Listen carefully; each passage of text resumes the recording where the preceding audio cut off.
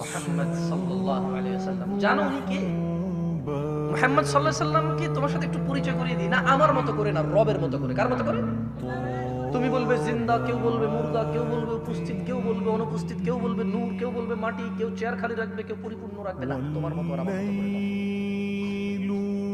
মুস্তাফা সাল্লাল্লাহু আলাইহি ওয়াসাল্লামকে রবের মতো করে তোমাকে একটু বুঝাই।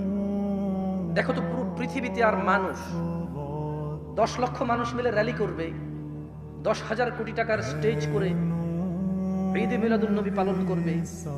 দেখো তো রব যেভাবে সম্মান করে তাকে পার করতে পারবে কিনা। দেখো রব কিভাবে সম্মান করেছে রাসূলকে সাল্লাল্লাহু। দেখো মুস্তাফা সাল্লাল্লাহু আলাইহি ওয়াসাল্লাম সম্পর্কে রব বলছে, মুহাম্মদ সাল্লাল্লাহু আলাইহি ওয়াসাল্লাম এটা কাজ করে। আচ্ছা, এই কথাগুলো আমি বলি এভাবে কোরআনে বলে না, ঠিক আছে? এটা কথা বলার ডায়লগ, ওকে? আমি সেটাই কোরআনের কথা যেটা আমি কোরআন পড়ি ট্রান্সলেশন করি, ওকে? এটা একটা কথা বলার ধরন। আচ্ছা, মুহাম্মদ সাল্লাল্লাহু আলাইহি ওয়াসাল্লামকে আল্লাহ সুবহানাহু ওয়া তাআলা বলছে, কে বলছে? কার রব? আল্লাহ। কার রব? সবার, যিনি প্রতিপালন করে সবকিছুকে, যিনি পালন। লা ইলাহা ইল্লাল্লাহ।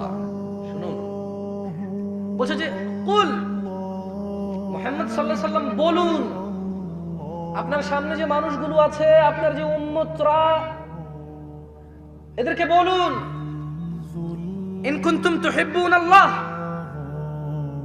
এ মানুষ শুনো, মহিলা এবং পুরুষ শুনো, তুমি কি তোমার রবকে ভালোবাসো? আমরা কি ভালোবাসি? ভালোবাসি? তাহলে শুনুন কিভাবে ভালোবাসতে হবে।